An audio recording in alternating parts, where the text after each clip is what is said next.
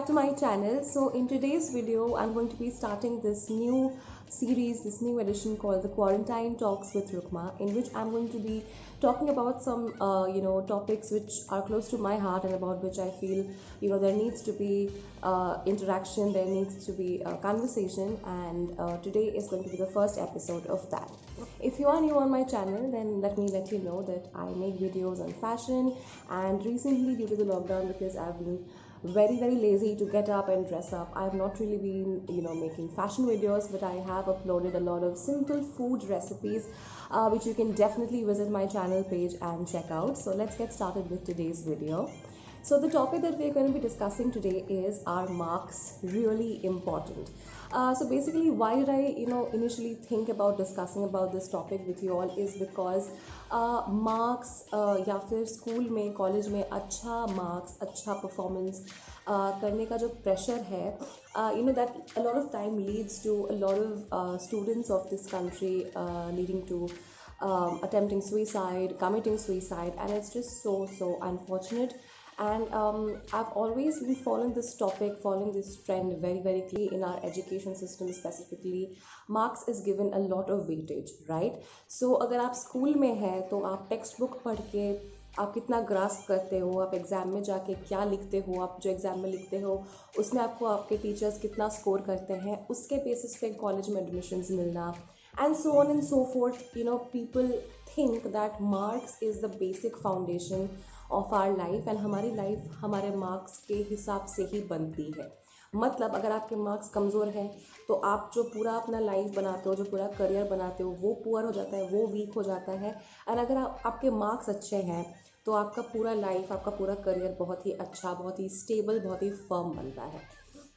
Now coming to another thing, अगर आपने notice किया होगा तो आपके क्लास में ऐसे बहुत बच्चे होंगे जो आपसे बहुत ज़्यादा मेहनती होंगे, आपसे बहुत ज़्यादा हार्ड वर्किंग होंगे, लेकिन उन्हें कभी भी आपके जैसे मार्क्स शायद नहीं मिले. May be they were not that good at scoring marks. And बहुत सारे ऐसे बच्चे भी होंगे जो शायद उतना पढ़ाई नहीं करते थे, maybe who were more engaged in sports और म्यूजिक और something else, but when it came to marks they somehow manage to ace that as well. And then that kept you wondering कि ऐसा कैसे हो सकता है. मैंने जो देखा है मेरे लाइफ के एक्सपीरियंस से is that there are some students, some people who are really gifted right from their birth, and these are the people जो अगर रेगुलरली पढ़ाई नहीं भी करे, उनका ब्रेन, उनका ग्रे मैटर, उनका ग्रास्पिंग लेवल इतना स्ट्रॉन्ग होता है कि उतना ज़्यादा एफर्ट डाले बिना वो बहुत अच्छा मार्क्स स्कोर कर सकते हैं. Whereas there are some people, no matter how much of hard work they put in, because of a certain level of deficiency in their IQ, marks नहीं score कर पाते. So guys, मैं आपको इतना ही बताना चाहूँगी कि from my personal experience, जब आप स्कूल से कॉलेज जाते हैं, कॉलेज से ऑफिस या जॉब ज्वाइन करते हैं, तो स्कूल से कॉलेज का जो ट्रांजिशन होता है उसमें आपके मार्क्स फिर भी थोड़ा सा वेटेज कैरी करते हैं, because obviously to take you in a college there are admission tests and then there are school marks, and in some colleges both have an equal weightage. In some colleges the admission tests have more weightage than the marks that you obtained in school. So when you go to college they still have some level of importance. लेकिन जब आप corporate life join करते हैं, जब आप एक company join करते हैं, let me tell you, maybe initially जब आप घुस रहे हैं तब शायद आपको एक मिनिमम 60 या कहीं कहीं 50% होता है. 70% मैंने बहुत कम देखा है, लेकिन मैक्सिमम जगह पे 60% आपको लाना होता है 12th में, जो I think any moderate, any average student can get, right. थोड़ा सा मेहनत करने से 60% तो आपका आ जाता है बोर्ड्स में. तो 60% अगर आप लाते हो, अगर आप इंटरव्यू में अच्छा करते हो, if your interview goes well, and as and when you keep working in the corporate space, जैसा जैसा आपका एक्सपीरियंस बनता जाता है, जैसा जैसा आप अपने स्किल सेट्स को, जो भी आप सीखते हो, जिस भी तरह का आपका काम है, जिस भी तरह का आपका प्रोफाइल है, आप उसमें जितना एफिशिएंट होते हो, उसमें जितना आपका ग्रास्पिंग पावर होता है, आपकी आगे की लाइफ उसी चीज़ पे डिटरमाइन होती है. I understand there is a lot of pressure from parents, there's a lot of pressure from peers, a lot of pressure from relatives. लेकिन उस चीज़ की वजह से अगर आपको लगता है कि आपके मार्क्स अच्छे नहीं आने वाले हैं या अच्छे नहीं आते हैं, उस चीज़ की वजह से किसी को अपनी लाइफ ख़त्म नहीं करनी चाहिए. That is what I feel, because हमारे पेरेंट्स हमें बहुत ही मेहनत से पाल पोस के बड़ा करते हैं. They really don't think about their own needs. They think about our needs first, and we have no right to end our lives and hurt somebody as important as our parents. उनको hurt करके ऐसा एक drastic decision लेना is so meaningless, because अगर कोई भी teenager या कोई भी यंग स्टूडेंट मेरा ये वीडियो देख रहा है, I will feel immensely happy. Please comment down below कि आपने ये वीडियो देखा है, आपको अच्छा लगा कि नहीं, because this is basically for you guys, for all the young students, for all the teenagers who are still in school, who are still in college, who not really college हम लगभग 18 साल के बाद ज्वाइन करते हैं, तब तक हमें थोड़ी मैच्योरिटी आ चुकी होती है. लेकिन जब हम टीनेज में होते हैं तब ये स्ट्रेस हमारे ऊपर बहुत ज़्यादा होता है. लेकिन अभी मैंने देखा है बच्चों को क्लास 5 से ही, नहीं तुमको IIT जाना है, नहीं तुमको यहाँ पढ़ना है, वहाँ पढ़ना है.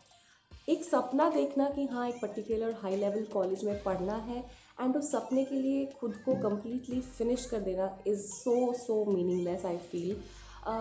बिकॉज आई फील कि आप जिस भी सिचुएशन में हो, अगर आप एक 60% होल्डर हो, अगर आप एक 95% होल्डर हो, आप दोनों ही अपने लाइफ में अच्छा करियर बना सकते हो.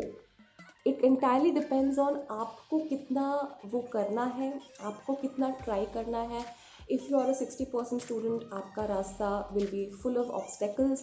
अगर आप एक 95% होल्डर हो, maybe it will be a bit easier. But coming to this comparison again, suppose I am talking to a person right now who is watching my video, जो फर्स्ट ईयर में है and जिसको 95% मिले हैं boards में. अगर आपको लगता है कि आपको बोर्ड्स में 95% मिले हैं और यही 95% आपको आपकी पूरी लाइफ में सक्सेस देने वाला है, you are wrong. And if somebody who's watching me has got a 60% in their class 12th and who thinks कि उसके 60% की वजह से उसका पूरा करियर का ग्राफ ऐसे होने वाला है, आप भी गलत हैं. So both of you all are wrong. एक 95% होल्डर जिसको 12th में 95% आता है, वो भी एफर्ट देना बंद कर सकता है, वो भी मेहनत करना बंद कर सकता है, एंड उसके मेहनत करना बंद करने से उसका करियर पूरा डूम हो सकता है.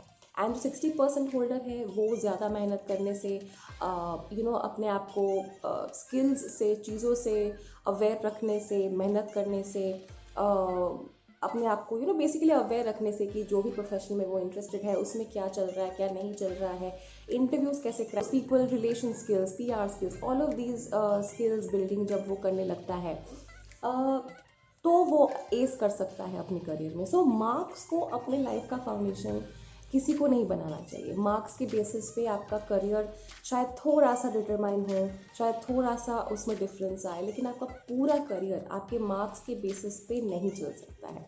अभी काफ़ी लोगों के दिमाग में ये क्वेश्चन आ सकता है कि लेकिन जो 95% होल्डर्स थे 12th में, वो तो सीधा घुस गए IIT में, IIT से वो सीधा घुस गए IIM में, एंड IIM से वो सीधा घुस गए किसी टॉप MNC में, लाइक गोल्डमैन सैक्स और एनी गुड MNC. तो यही बोलना चाहूँगी कि भाई जिसको 95% आए थे 12th में, उसने वो ही मेहनत जो उसने 12th में 95% लाने में किया था, वही मेहनत उसने IIT के एडमिशन टेस्ट में किया, वही मेहनत उसने IIM के एडमिशन टेस्ट में किया, एंड वही मेहनत से उसने इंटरव्यू भी क्रैक किया.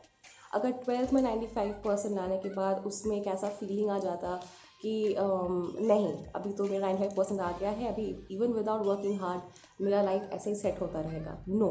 You will come across a lot of people who are very good students in the initial years of their life, but because of certain distractions, because of certain friends जो उनको गलत चीज़ें सिखाते हैं, वो भटक जाते हैं, and then they don't pay that much of attention in their lives the way they used to, and they get swayed away and they get distracted, and then they are not that good students, and उसके वजह से उनको अच्छे colleges में भी admission नहीं मिलता, and वो इंटरव्यू भी नहीं क्रैक कर पाते.